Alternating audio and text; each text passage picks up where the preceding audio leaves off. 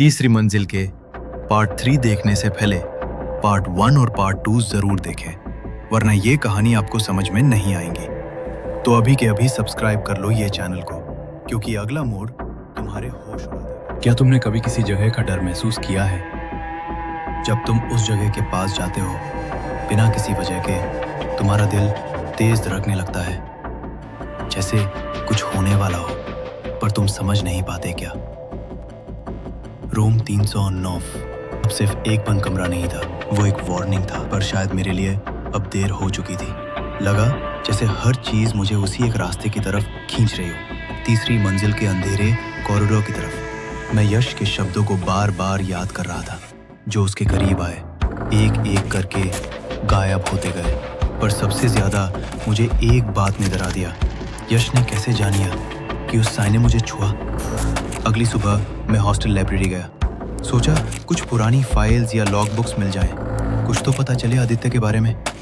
Warden की नज़र से चुपके मैं एक पुरानी रजिस्टर लेकर पढ़ने लगा। आदित्य का नाम था, लेकिन उसके आगे लिखा था transferred, room 310, date unknown. Aditya transfer नहीं हुआ था, वो खुद को किसी और जगह ट्रांसफ़र कर चुका था, एक और दुनिया में। और उस दुनिया का दरवाज़ा सिर्फ एक वक्त पे खुलता था, रात के 1:12 बजे। मैं लाइब्रेरी से निकलते ही सीधा 309 के सामने जाकर खड़ा हो गया। सोचता रहा, अगर कल वो दरवाज़ा खुला था तो आज भी खुल सकता है।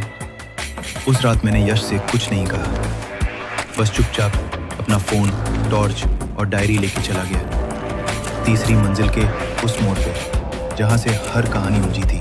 1:11 AM मेरा दिल ऐसे धड़क रहा था जैसे किसी ने अंदर से घंटी बजाई हो। मैं 309 के सामने खड़ा था। 1:12 AM, कुछ नहीं हुआ। फिर एक ठंडी हवा चली और अंदर से आवाज़ आई, एक सी सी सी, जैसे कोई सांस ले रहा। मैं दरवाज़ा खोल के अंदर गया।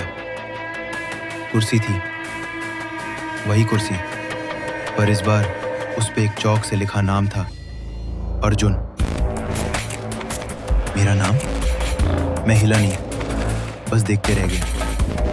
फिर अचानक लाइट चली गई। पूरे हॉस्टल में सिर्फ एक लाइट जल रही थी, रूम 310 के ऊपर वाली ट्यूब लाइट, जो ऑन ऑफ हो रही थी। मैं वापस भागा, पर रास्ते में मुझे एक पेपर स्लिप मिली। किसी ने फ्लोर पे गिरा दिया था। उस पे लिखा था, मैं वापस आया हूँ, और इस बार मैं अकेला नहीं हूँ। ए आदित्य।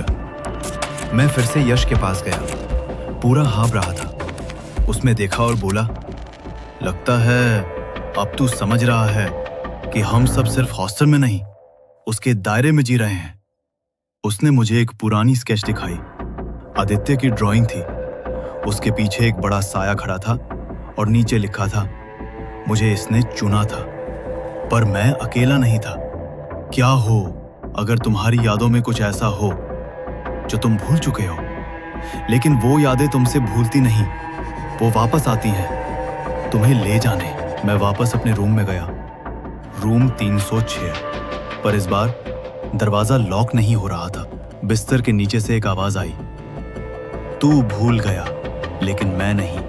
मैं लाइटनिंग स्पीड से पीछे आता और देखा एक फोटो फ्रेम पड़ा था, उसमें मैं और आदित्य खड़े थे। लेकिन ये कब की फोटो थी? मैं कभी आदित्य से मिला ही नहीं। और तब मुझे एक फ्लैश आया, एक मेमोरी, छोटी सी। मैं 6 साल का था, किसी ने मुझे हॉस्टल गेट पे छोड़ा था और उसने कहा था, अपने भाई का ध्यान रखना। ये कैसे हो सकता है? क्या आदित्य मेरा भाई था, या कोई ऐसी याद जो किसी ने मुझसे छुपा रखी थी?